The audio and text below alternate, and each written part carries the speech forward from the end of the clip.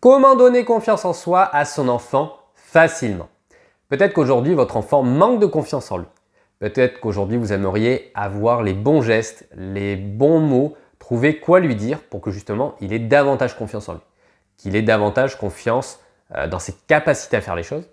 Et je vais vous livrer 7 astuces qui sont efficaces et faciles à mettre en œuvre.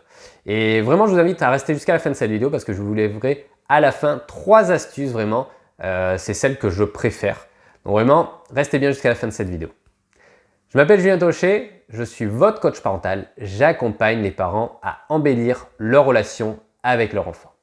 Avant de commencer, je vous invite à télécharger gratuitement votre masterclass 5 secrets pour devenir un parent heureux et épanoui, dont le lien est en description. Je vous invite également à liker cette vidéo, à vous abonner pour me donner un signal positif, me dire que vous aimez ce que je fais, les vidéos que je vous partage, m'inciter à en produire d'autres également pour me donner un signal positif, comme quoi vous aimez ces vidéos. Alors la première astuce pour aider votre enfant à avoir confiance en lui, ça va être une activité physique. Alors je dirais une activité plutôt individuelle que collective.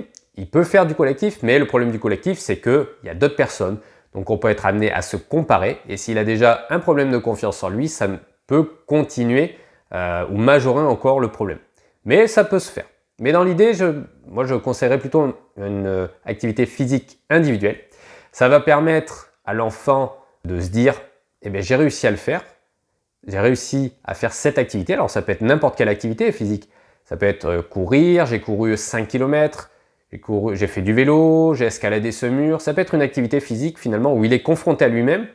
Et à partir du moment où il va avoir réussi à faire l'activité une fois, eh bien, il aura dans sa tête, il se dira « je l'ai fait une fois, j'ai réussi à le faire ». Ou alors, vous pouvez lui faire remarquer, si c'est trop compliqué pour lui, « tu l'as fait, regarde, tu as réussi à faire ce 5 km que tu avais dit que tu ferais. Tu as réussi à escalader ce mur. Voilà, tu as réussi à faire telle activité physique. » Et ça va permettre comme ça, pour lui, d'arriver à faire quelque chose, d'avoir une réussite dans quelque chose et de pouvoir par la suite, vu qu'il l'aura fait une fois, il sait qu'il y arrive et il peut essayer de s'améliorer pour justement augmenter sa capacité à aller plus vite, mieux réussir. Alors deuxième astuce, ça peut être une activité plaisir, qui n'est pas, je dirais, une activité physique. Ça peut être une activité manuelle, une activité autre qu'une activité physique, mais quelque chose qui sera une activité plaisir parce que en fait, on aura plus tendance à persévérer si on échoue dans un domaine, si on a plaisir à être dans ce domaine. Si en fait votre enfant a plaisir par exemple à faire de la peinture, il aura plus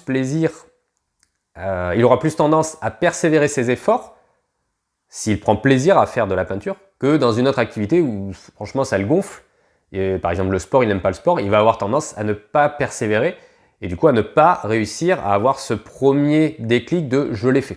Donc vraiment c'est important que ce soit une activité physique ou une activité autre, c'est que ça soit une activité quand même liée au plaisir, où ils prennent plaisir à faire cette activité. Et finalement, en fait, l'activité, cette deuxième activité, ça peut être n'importe quelle activité. En fait, tout est sujet à célébration. On célèbre bien quand les bébés marchent, quand ils commencent à marcher. « Waouh, c'est génial, t'as marché !» Après, on célèbre parce qu'il a fait pipi au pot. Et voilà, en fait, vous pouvez célébrer votre enfant. Par exemple, « Oh, t'as réussi à dessiner sans déborder. »« Oh, t'as réussi à faire tel truc. » Et en fait, tout est sujet à célébration. Et vraiment, trouver une activité plaisir où l'enfant va pouvoir justement célébrer une victoire et se dire « Ok, je l'ai fait une fois, je peux le refaire maintenant, j'en suis capable. » Et ça va agir justement sur sa confiance en lui. La troisième astuce, ça va être de ne pas surréagir quand l'enfant tombe ou échoue.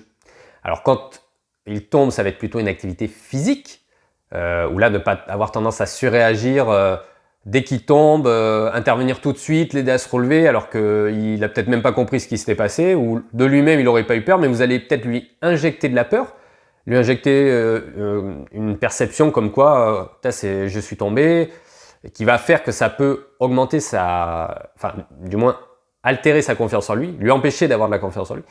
Donc n'intervenez pas trop vite quand il tombe, et également n'intervenez pas trop vite lorsqu'il échoue, lorsque ce n'est pas une activité physique. Par exemple, il dessine, il est en train de déborder, à ce moment-là, ne surréagissez pas. Oh là là, t'as débordé, t'as fait un trait en dehors du cadre, c'est pas grave.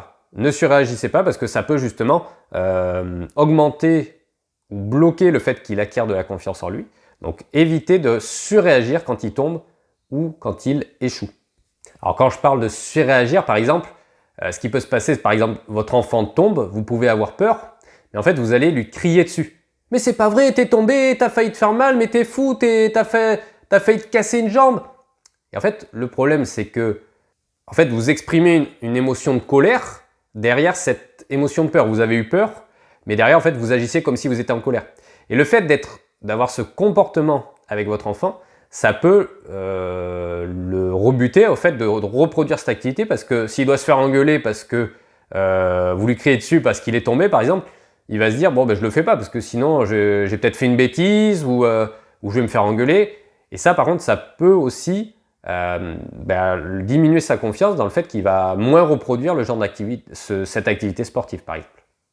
La quatrième astuce, ça va être de le laisser faire une erreur, le laisser se tromper exprès pour que derrière, il cherche la solution pour justement réparer son erreur. Donc par exemple, il est en train de faire un puzzle, vous allez le laisser mettre la pièce au mauvais endroit pour que justement, il travaille sa créativité, sa capacité à trouver des solutions seul. Et ça va lui permettre de justement générer de la confiance. Le fait qu'il soit capable, en mesure de trouver une solution de lui-même, il va se dire « je suis capable de résoudre ce problème ». Alors que si vous lui mâchez le problème, ce qui peut se passer, c'est qu'il n'est jamais amené à chercher et c'est ce qui se passe avec les personnes qui surprotègent leur enfant, à tout faire pour eux. Et bien en fait, les enfants arrivent à l'âge adulte, ils ont peu de confiance en eux parce que justement, on a tout fait pour eux avant. Et en fait, ils n'osent pas faire les choses d'eux-mêmes parce qu'on leur a pas permis de faire les choses de leur propre chef avant, de trouver des solutions comment faire avant. On a tout fait pour eux et du coup, ils se retrouvent à l'âge adulte avec justement ne jamais avoir fait d'eux-mêmes les choses et du coup, ils ont peu de confiance en eux. Donc vraiment, laissez l'enfant se tromper, même si vous voyez qu'il va se tromper, mais laissez-le sciemment se tromper en vous disant « là, il va se tromper, je pense ». Pour que derrière, ils se disent « mince, je me suis trompé, il y a un truc qui ne va pas » et qu'ils cherchent la solution. Et comme ça, il développe sa confiance en lui, dans sa capacité à trouver des solutions. Donc on arrive aux 3 dernières astuces qui sont mes préférées. Alors elles sont tout aussi efficaces que les autres, voire un petit peu plus, mais du moins, c'est celles que je préfère utiliser quand je veux donner confiance à ma fille. Alors la première, du moins la 5e astuce, ça va être de dire à votre enfant « j'ai confiance en toi ». Je te donne ma confiance, en quelque sorte. Et l'enfant va se dire, il me sent capable de faire cette tâche. Il sent que je suis capable de le faire, il a confiance en moi, donc c'est que je dois être en mesure de le faire. Je suis capable de le faire. Et en fait, c'est un petit peu en lien avec l'effet Pygmalion. En fait, qu'on ait une croyance positive ou négative dans les capacités d'un enfant à faire telle chose, eh bien, les comportements qu'on va adopter vis-à-vis de ça vont faire que l'enfant va tendre vers ça. Et donc si vous dites à votre enfant « tu es nul, tu n'y arriveras pas », en fait votre enfant va tendre vers ça. Vers si de base il aurait peut-être réussi, il va tendre vers ça, vers le fait qu'il ne va pas y arriver. Si vous avez l'effet inverse de dire « je crois en toi, tu vas y arriver, tu peux le faire », même si peut-être que votre enfant il aurait réussi ou peut-être qu'il n'a pas les capacités trop au départ, eh bien il va tendre à se dire « waouh, je peux y arriver ». Et donc, il va doubler ses efforts ou il va faire plus d'efforts, il va être enclin à fournir plus d'efforts pour venir valider ce que vous lui avez reconnu pour justement avoir cette qualité que vous lui avez reconnue. Donc, si vous dites à votre enfant « j'ai confiance en toi, je crois en toi, tu es quelqu'un de confiance », en fait, vous lui injectez en quelque sorte la croyance qu'il a confiance en lui, enfin qu'il est quelqu'un de confiance et du coup, que de cette manière aussi, il a confiance en lui. Alors, si aujourd'hui, votre enfant manque de confiance en lui et que vous souhaitez qu'on fasse un point ensemble sur ce qui peut bloquer ça, je vous invite à remplir votre bilan personnalisé, dont le lien est en description. C'est un appel gratuit sans engagement et qui va vous permettre de vous apporter de la clarté sur votre situation et sur vos objectifs de vie en tant que parent et également sur comment débloquer la confiance en soi chez votre enfant. La 6e astuce, ça va être de reconnaître votre enfant bon dans un domaine pour lui en donner envie d'être bon dans un autre domaine. Donc par exemple, si vous lui dites, si on prend un enfant avec un jeu vidéo qui est très à la mode, Fortnite par exemple, un enfant qui a 10 ans, vous lui dites « Wow, mais c'est génial, mais c'est trop bien ce que tu fais et tu arrives à faire ça » et vous vous intéressez à ce qu'il fait, il va avoir de votre part de la reconnaissance dans ce qu'il fait, il va se dire « Waouh, hey, papa ou maman a reconnu que j'étais bon là-dedans, ça me fait plaisir. » Donc j'ai de la reconnaissance vis-à-vis de ça, j'ai un signal positif, j'ai de l'intérêt de papa ou maman comme quoi il me dit « c'est génial, j'ai réussi à faire ça. » Ça me fait plaisir, je suis capable de quelque chose. C'est ça qui se passe. Il va se dire « Je suis capable de faire ça. Je ne suis pas rejeté de la société parce que je joue à ce jeu. » Ou à autre activité, hein, je prends cet exemple, mais vous pouvez me mettre en parallèle avec d'autres activités, si c'est de la peinture, si c'est de la lecture, si c'est autre activité. Mais en tout cas, il va se dire j'ai des signes de reconnaissance que je suis capable de ça. Peut-être que je vais avoir d'autres signes de reconnaissance ou les mêmes signes de reconnaissance si je m'intéresse à autre chose. Et donc, vous pouvez lui donner envie d'être bon de lui-même dans un autre domaine, de prendre confiance pour dire je suis bon par exemple à Fortnite, hein, l'exemple que j'ai pris. Peut-être que je peux être bon à faire du tennis, peut-être que je peux être bon en classe sur une autre matière. J'ai confiance dans mes capacités à être bon à Fortnite. Peut-être que je peux avoir aussi des capacités à étudier en cours, à faire telle activité sportive. Et si de lui-même ça vient pas, vous pouvez appuyer en disant attends, t'as vu comme tu es bon à ce jeu, moi je pense que si tu fais les mêmes choses pour telle autre activité, tu peux être bon aussi, moi j'ai confiance. Et l'enfant va se dire putain, peut-être que je me dis j'ai confiance, j'ai tendance à croire que je peux y arriver. Et vous favorisez l'impulsion pour que justement il ait confiance en lui pour la suite, pour démarrer l'activité et après venir valider cette confiance en lui. La dernière astuce, ça va être de ne pas laisser trop de temps à votre enfant pour réfléchir. Parce que ce qui peut se passer, vous, en tant qu'adulte, par exemple, quand vous avez une décision difficile à prendre, je dois passer ce coup de fil pour un entretien d'embauche, je dois appeler pour faire ça, ok, attends, qu'est-ce que je vais dire là? Est-ce que je dis plutôt ça? Attends, hop, je me pose 2 secondes, ok, est-ce que je dis plutôt ça? Bon, finalement, ouais, je vais appeler demain, je vais attendre un peu, je vais réfléchir. Le temps passe, et en fait, le coup de fil met beaucoup de temps, et qu'est-ce qui se passe?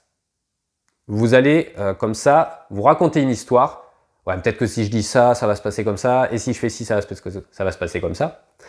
Vous racontez une histoire, vous laissez durer et en fait, vous augmentez la peur de ne pas y arriver parce que justement, vous racontez une histoire qui fait que vous imaginez toutes les solutions possibles, ce qui peut se passer.